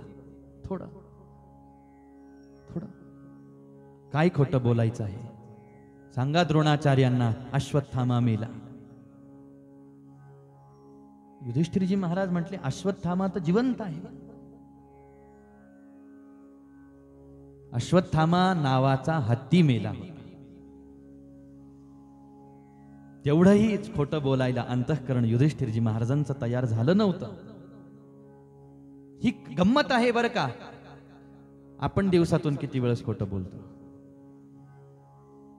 आणि कशा कशासाठी खोटं बोलतो. एवढी महत्वाची असते ती गोष्ट आपल्या जीवनामध्ये की आपण धर्म सोडावा, असत्य भाषण करावं नाही. भगवतीला प्रार्थना करावी की सगळं होऊ देत, पण या भक्तीचं मात्र निरसन माझ्या जीवनातून होता कामा नये. भक्ती येत राहिली पाहिजे. शेवटी वाटचाल करत राहिले. महाभारताचं युद्ध घडवून आणलं महाराज. ज्या युद्धामध्ये कौरवांचा वध झाला. कौरवांचा वध होऊन पांडवांना राज्यप्राप्ती झाली. लेकरं झाले. पांडवांना राज्यप्राप्ती झाली. आनंदामध्ये राहिला लागले. सारा परिवार एकत्र आनंदामध्ये राहिला लागला. त्याच वेळेला विदुरजी महाराज धृतराष्ट्रजी महाराजांकडे आले आणि धृतराष्ट्राला सांगितलं, उपदेश केला. धृतराष्ट्रा, आता तरी घरादाराचा मोह सोड आणि भगवतीची भक्ती करून भगवतीला प्रसन्न करून घे. स्वतःचं परमकल्याण करून घे. आणि आता मात्र धृतराष्ट्राच्या बुद्धीमध्ये प्रकाश पडला. एवढं सगळं महाभीषण युद्ध पाहिलं डोळ्यांनी आणि आता लक्षात आलं की काहीच सत्यसार या जगतामध्ये नाही. आणि एक दिवस अचानक कुणाला काहीच न कळू देता राजमहालामधून धृतराष्ट्र, गांधारी, कुंती माता, विदूर काका, संजयजी महाराज निघून गेले. प्रभात समय झाला. युधिष्ठिरजी महाराज महालाकडे नमस्कार करण्यासाठी आले. पाहतात तर काय, काका नाहीत. फार प्रेम होतं युधिष्ठिरजी महाराजांचं धृतराष्ट्रजी महाराजांवरती. कुणी म्हणेल प्रेम होतं, तुम्ही खोटं बोलताय का? नाही महाराज. धृतराष्ट्रावर का प्रेम करत होते युधिष्ठिरजी महाराज? हीच तर किमया आहे भक्तांची. त्यांनी ठरवलं तरी सुद्धा ते कुणावरती कुणाचा द्वेष करू शकत नाहीत. अद्वेष्टा सर्वभूतानां मैत्र करुण एवच. त्यांचं हृदय मैत्रीनं भरलेलं असतं, कारुण्याने भरलेलं असतं की समोरच्यानी कितीही अपकार त्यांच्यावरती केला तरी सुद्धा एक वेळ अशी येते की शेवटी भक्त अत्यंत प्रेमपूर्ण व्यवहार समोरच्या सोबत केल्याशिवाय राहत नाही. समोरच्याला आधार द्यायची वेळ आली, त्याला दुःखातून बाहेर काढायची वेळ आली की भक्त आपल्यावरती समोरच्यानी किती वाईट वाईट प्रसंग आणले ते सगळं विसरून जातो. म्हणतो ये बाबा भूक लागली का, हे माझ्या ताटातलं घे, तू खा, तू सुखी हो. ही भक्ताचं अंतःकरण. द्वेष नाही अंतःकरणामध्ये. रोज नमस्कार करण्यासाठी यायचे, आज दिसले नाही आणि लक्षात आलं की हे चौघही जण निघून गेलेले आहेत राजमहालामधून. संजयजी महाराजांनी यांना नेऊन पोहोचवलेलं आहे. राहावलं नाही युधिष्ठिरजी महाराजांना. आणि एक दिवस सगळ्या परिवाराने ठरवलं की ज्या वनामध्ये आपला सगळा हा वडीलधारी परिवार गेलेला आहे आपण तिथं जाऊन त्यांचं दर्शन घेऊ. म्हणून सगळेजण वनामध्ये येऊन पोहोचले. पाहतात तर काय, धृतराष्ट्रजी महाराज भगवतीच्या ध्यानामध्ये, भक्तीमध्ये, नामामध्ये तल्लीन झालेले आहेत. गांधारी माता भगवतीच्या ध्यानामध्ये तल्लीन झालेल्या आहेत. नमस्कार केला. भक्तीमध्ये रत झालेलं धृतराष्ट्राला पाहिलं, गांधारीला पाहिलं, दोघांना नमस्कार केला. पण आता विदूर काका कुठं आहे? त्याच प्रसंगामध्ये कुंती आई साहेबांचं सुद्धा दर्शन झालं होतं. पण काका, विदूर काका कुठं आहेत? धृतराष्ट्रजी महाराजांना प्रश्न विचारला युधिष्ठिरजी महाराजांनी की विदूर काका. धृतराष्ट्रजी महाराजांनी सांगितलं, आम्हाला वनामध्ये आणल्यापासून विदूर आमच्यात नाही म्हटले. आमच्यात काय, विदूर आता ह्या जगतामध्ये किंवा जगताचा भाग न राहिल्यासारखं झालेला आहे. वर्णन करतात सूतजी महाराज, राजमहाल सोडून आल्यापासून विदूर काकांना परमहंस वृत्ती प्राप्त झालेली होती. अवलिया होऊन गेले. अखंड भगवतीच्या स्वरूपाच्या ध्यानामध्ये एवढे एकाग्र झाले विदूर काका की स्वतःच्या देहाचं वस्त्र अलंकाराचं भान विदूर काकांना राहिलं नाही. वनामध्ये फिरत राहायचे, कुणाशी संभाषण नाही, कुणासोबत संग नाही, काहीच नाही. विदूर काका बस वेड्यासारखं वनामध्ये भ्रमंती करत आहेत, विचरण करत आहेत. ज्या वेळेला विदूर काकांच्या भेटीसाठी युधिष्ठिरजी महाराजांचं हृदय उत्कंठित झालं त्यावेळेला वनामध्ये शोध घ्यायला लागले. आणि त्यावेळेला गंगेच्या किनारी विदूर काका धुळीमध्ये माखलेले आहेत, पडलेले आहेत. हे दिसलं, डोळ्याला दिसलं. धावत पळत युधिष्ठिरजी महाराज विदूर काकांच्या जवळ गेले. काका, मी तुमचा युधिष्ठिर आहे, तुम्हाला नमस्कार करतो असं म्हणून खाली वाकून नमस्कार करतात. पण एकही शब्द विदूर काका युधिष्ठिरजी महाराजांशी बोलले नाही. याच प्रसंगामध्ये युधिष्ठिरजी महाराजांनी आपण स्वप्नामध्ये सुद्धा कल्पना केली नाही असं दृश्य पाहिलं की नमस्कार करण्यासाठी ज्या विदूर काकांच्या जवळ आपण आलेलो आहोत अशा विदूर काकांच्या मुखातून एक जणू अग्नीच्या तेजासारखी ज्वाळा बाहेर पडली. आणि ते तेज युधिष्ठिरजी महाराजांच्या शरीरामध्ये सामावलं गेलं. आणि त्याच क्षणाला विदूर काकांचा देह धरणीवरती धाडकन पडला. आणि लक्षात आलं युधिष्ठिरजी महाराजांच्या की माझ्या विदूरजी महाराजांचा प्राण निघून गेलेला आहे. अंतःकरण व्याकुळ झालं. आणि काकांच्या शरीराचा दाह संस्कार करण्यासाठी म्हणून जसेच युधिष्ठिरजी महाराज पुढे सरसावले, आकाशवाणी झाली, युधिष्ठिरा, विदूर काकांच्या शरीराला स्पर्श करू नकोस, कारण हा विदुर काकांचा देह एवढा पवित्र झालेला आहे आता की दुसरा सामान्य मनुष्य त्यांच्या शरीराला स्पर्श करू शकत नाही, एवढं पावित्र्य त्या देहाला प्राप्त झालेलं आहे. कारण प्रकृतीनं स्वतःच विदुरजी महाराजांचा दाह संस्कार करून घेतला. देह अग्नीमध्ये सामावून गेला विदुर काकांचा. इकडं विदुर काकांचं दर्शन घेऊन धृतराष्ट्र, गांधारी माता, कुंती मातेचं दर्शन घेऊन युधिष्ठिरजी महाराज राजमहालामध्ये आले.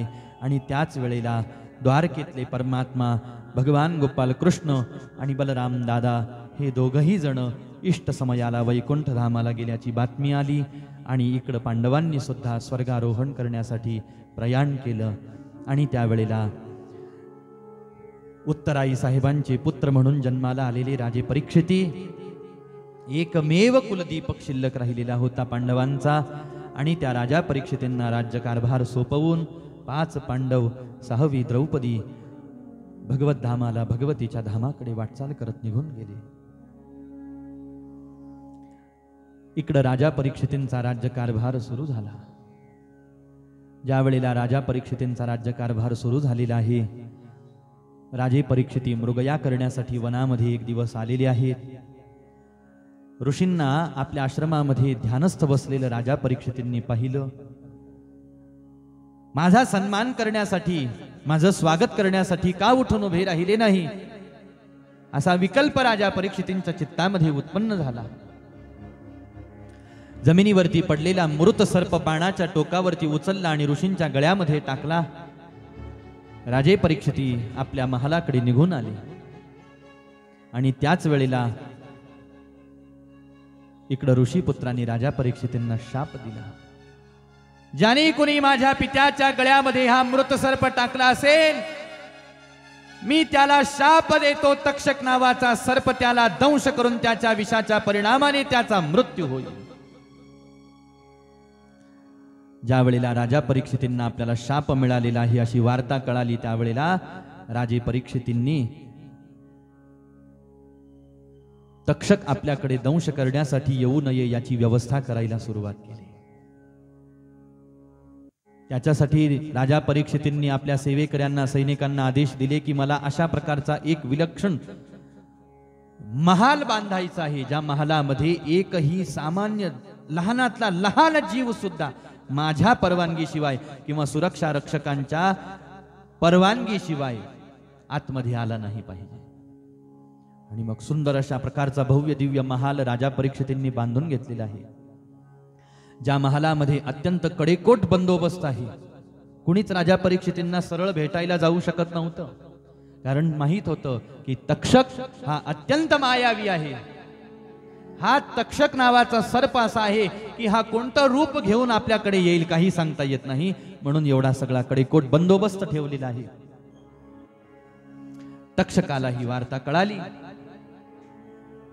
की राजा एका अशा महालामध्ये राहतो आहे, ज्या महालामध्ये मला प्रवेश करणं सगळ्यात अवघड आहे. आणि मग तक्षकाने एक युक्ती केली. आपल्या काही साथी सर्पमित्रांना एकत्र बोलावलं आणि त्यांना साधूचं रूप घ्यायला सांगितलं. साधूचं रूप धारण केलेलं आहे. त्यांनी झोळी आपल्या गळ्यामध्ये घातलेली आहे, त्या झोळीमध्ये फळ टाकलेलं आहे. आणि साधू येऊन पोहोचले राजमहालाच्या समोर. सैनिकांसमोर धर्मसंकट उभं राहिलं. आता साधू आहेत, यांना कसं रोकावं? तरी सुद्धा विचारपूस केली. कोण आहात, कुठून आलात, काय काम आहे, कशासाठी महाराजांची भेट घ्यायची? महाराजांची भेट तुम्ही घेऊ शकत नाही. साधूंनी सांगितलं सोबत असलेल्या की म्हटले हे आमचे गुरु महाराज आहेत, हे आमचे महंत आहेत आणि यांना राजाला प्रसाद द्यायची इच्छा आहे. हा जे प्रसाद देतील, जे अमृत फळ देतील, ते फळ जर का राजाने सेवन केलं, तक्षकाने दंश केला तरी राजाचा मृत्यू होणार नाही, जाऊ द्या. अमृत फळ आणलेलं आहे राजे साहेबांसाठी. सैनिकांनी द्वार मोकळे केले. वेशधारी साधू आतमध्ये आले. महंताने झोळीमधून फळ काढलं, फळ राजाच्या हातावरती दिलं. जसंच ते फळ फोडलेलं आहे राजा परीक्षितींनी, तर आतमध्ये पाहायला लागली एक छोटीशी आळई वळवळ करताना दिसायला लागली. आणि जणू असा भास झालेला आहे की ही छोटीशी आळई नसून त्या आळईनच महाभयंकर तक्षकाचं रूप धारण केलं आणि राजा परीक्षितीला दंश केला. जसाच दंश केला राजे परीक्षिती धाडकन आसनावरून खाली पडले आणि राजा परीक्षितींचा मृत्यू झाला. ही वार्ता ज्या वेळेला साऱ्या मंत्रीगणांना साऱ्या हस्तिनापूर राज्यामध्ये नगरामध्ये पसरली, साऱ्यांना अत्यंत विलक्षण आश्चर्याचा धक्का बसला, दुःख वाटायला लागलं. परंतु जे होणार आहे ते झालेलं आहे अशी सगळ्यांनी समजूत काढून घेतली. आणि त्यावेळेला छोटेसे 4 वर्षांचे होते राजे जन्मेजय, राजा परीक्षितींचे पुत्र. जन्मेजयांचा राज्याभिषेक सोहळा संपन्न केला गेला आणि मंत्रिमंडळ, विश्वासू मंत्रिमंडळ आता कार्यभार सांभाळायला लागलं. परंतु त्याच वेळेला काहीतरी एक विशिष्ट घटना जन्मेजयजी महाराजांकडून घडणार होती. त्या घटनेचा भयंकर परिणाम जन्मेजयजी महाराजांना भोगावा लागणार होता. नवे नवे त्याची झळही त्यांना येऊन पोहोचलेली होती. ती घटना काय होती, कोणत्या प्रकारचं कर्म जन्मेजयजी महाराजांच्या हातून घडलं, त्या पापाचा परिणाम काय होणार होता आणि त्या पापापासून निवृत्त होण्यासाठी जन्मेजयजी महाराजांनी काय साधन केलं, हे सारं आपण श्रवण करू काही वेळाच्या विश्रांतीनंतर. रेणुका माता की जय. आनंदीवाचा उदयोस्तु बोल भवा.